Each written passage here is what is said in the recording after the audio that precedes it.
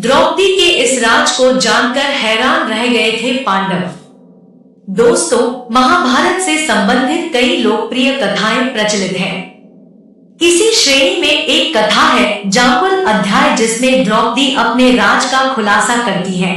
द्रौपदी 5 पांडवों की पत्नी थी, लेकिन वह अपने 5 पतियों को एक समान प्यार नहीं करती थी।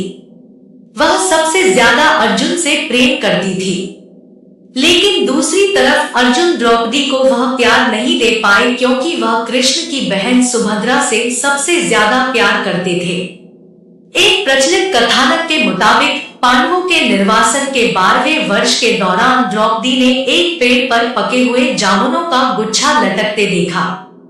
द्रौपदी ने तुरंत ही इसे तोड़ लिया। जैसे ही द्रौपदी ने ऐसा किया, भगवान कृष्ण वहां पहुंच गए। भगवान श्री कृष्ण ने बताया कि इसी फल से एक साधु अपने 12 साल का उपवास तोड़ने वाले थे। द्रौपदी ने फल तोड़ लिया था, जिससे पांडव साधु के कोप का शिकार हो सकते थे। यह सुनकर पांडवों ने श्री कृष्ण से गुहार लगाई। भगवान श्री कृष्ण ने कहा कि इसके लिए पांडवों को पेड़ के नीचे जाकर केवल सच वचन बोलने होंगे। भगवान कृष्ण ने फल को पेड़ के नीचे रख दिया और कहा कि अब हर किसी को अपने सारे राज खोलने होंगे।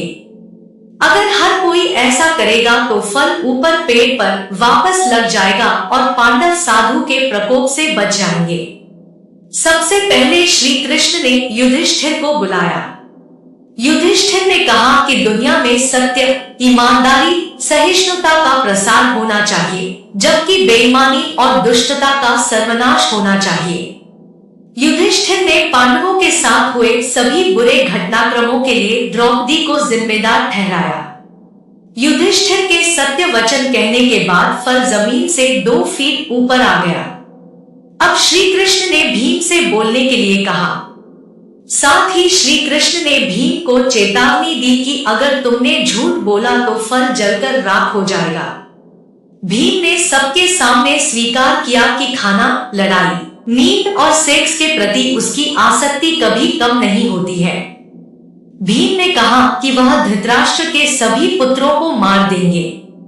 युधिष्ठिर के प्रति उसके मन में बहुत श्रद्धा है, लेकिन जो भी उसके गधे का अपमान करेगा वह उसे मृत्यु के घाट उतार देगा। इसके बाद फल 2 फीट और ऊपर चला गया। अब अर्जुन की बारी थी। अर्जुन ने कहा कि प्रतिष्ठा और प्रसिद्धि मेरी जिंदगी से ज्यादा मुझे प्रिय है। जब तक मैं युद्ध में कर्ण को मार नहीं दूंगा, तब तक मेरे जीवन का उद्देश्य पूरा नहीं होगा। मैं इसके लिए कोई भी तरीका अपनाऊंगा, चाहे वह धर्म विरुद्ध ही क्यों ना हो। अर्जुन ने भी कुछ नहीं छिपाया।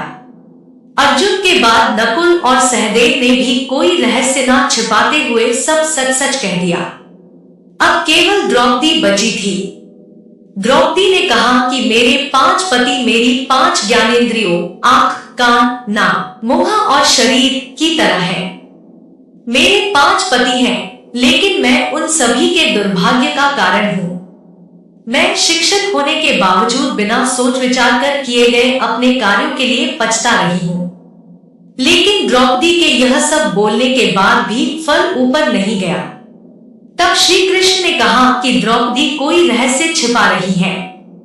तब द्रौपदी ने अपने पतियों की तरफ देखते हुए कहा, मैं आप 5 से प्यार करती हूँ, लेकिन मैं किसी 6वें पुरुष से भी प्यार करती हूँ। मैं कर्ण से प्यार करती हूँ। जाति की वजह से उससे विवाह नहीं करने का मुझे अब पछतावा होता है। अगर मैंने कर्ण से विवाह किया होता तो शायद मुझे इतने दुख नहीं झेलने पड़ते, तब शायद मुझे इस तरह के कड़वे अनुभवों से होकर नहीं गुजरना पड़ता। यह सुनकर 5 पांडव हैरान रह गए, लेकिन किसी ने कुछ कहा नहीं। द्रौपदी के सारे रहस्य खोलने के बाद श्री कृष्ण के कहे अनुसार फल वापस पेड़ पर पहुंच गया। इस घटना के बाद से पांडवों को यह एहसास हुआ कि 5 बहादुर पतियों के होने के बावजूद वह अपनी पत्नी की जरूरत के समय रक्षा करने नहीं पहुंचे। जब द्रौपदी को उनकी सबसे ज्यादा जरूरत थी तो वे कभी उसके साथ खड़े नहीं हुए। इस पौराणिक कहानी का एक निहितार्थ यह भी हो सकता है कि हर किसी के कुछ राज होते हैं जिन्हें वह खुद तक सीमित रखता है। कई बार ये राज अपनों को चोट पहुंचने के डर से छिपाकर रखे जाते हैं। दोस्तों, वीडियो अच्छा लगा हो तो लाइक करें, शेयर करें और चैनल को सब्सक्राइब करना ना भूलें। धन्यवाद।